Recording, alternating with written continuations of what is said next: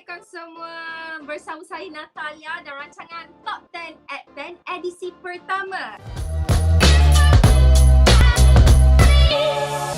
Dalam rancangan ini saya akan kongsikan kepada anda 10 artikel menarik berdasarkan tontonan video di social media dan juga page view di website Boom Malaysia. Okey, jom kita kongsikan kepada anda carta minggu ini. Nombor 10.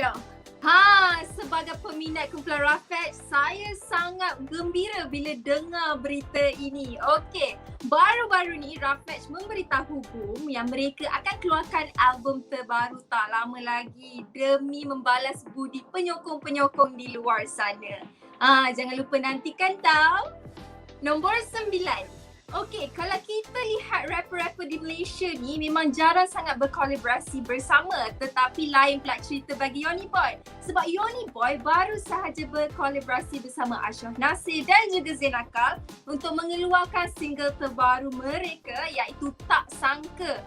Saya sendiri pun dah dengar lagu ni, memang best sangat. So korang jangan lupa tonton music video dan dengarkan lagu itu, okey? Nombor 8. Kalau kita lihat sekarang ni pandemik COVID-19 memang memberi kesan terhadap semua orang. Golongan artis pun turut terkesan. Tetapi Amir masih memberitahu Boom bahawa kerjaya seninya berjalan lancar. Alhamdulillah. Katanya kerjaya seninya bagai kapal terbang baru nak take off. Wow, dahsyat tu. Nombor 7. Dengar cerita dekat Malaysia ni kita ada hero cinta. Siapakah hero cinta tu? Semestinya Syafiqah.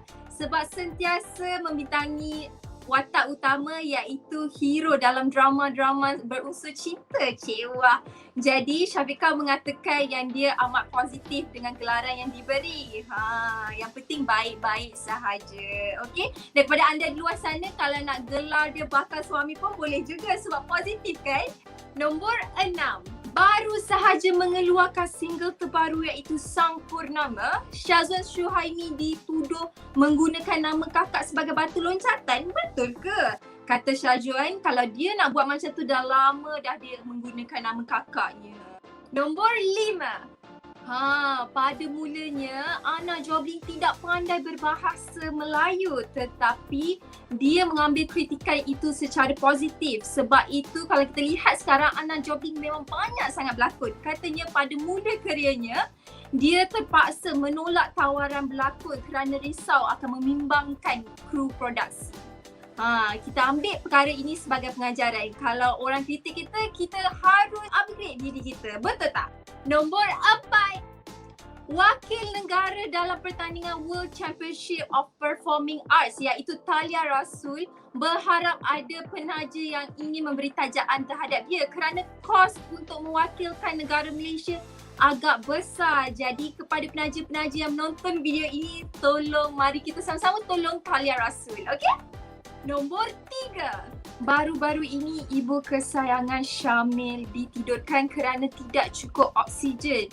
Oleh itu Syamil rasa sangat sedih dengan berita ini. Jadi kepada anda di luar sana, jom kita sama-sama doakan keadaan ibu Syamil semakin pulih. Nombor 2. Walaupun dirinya merupakan anak kepada artis terkenal iaitu Fauzi Nawawi, Faris mengatakan ayahnya sangat strict dan tidak memberi layanan istimewa buatnya. Jadi sebagai artis baru dia terpaksa bersusah-susahan sekarang untuk menempatkan nama dalam bidang lakonan. Nombor 1. Kita pun dah sampai nombor 1 dan saya sangat excited nak kongsi cerita ini kerana sangat sensasi dan sangat menarik. Dengar cerita, Rin Rahim menarik perhatian penonton-penonton drama Melayu di luar sana melalui keseksian tubuhnya. Betul ke? Wow! Tapi Rin Rahim memang menolak statement itu sekeras-kerasnya. Dia mengatakan ramai orang suka akan bakat lakonannya. Selain itu, Rin Rahim juga mempunyai alat kelamin yang sensitif sebab itu dia menjual produk penjagaan alat kelamin. Wow. Dan kepada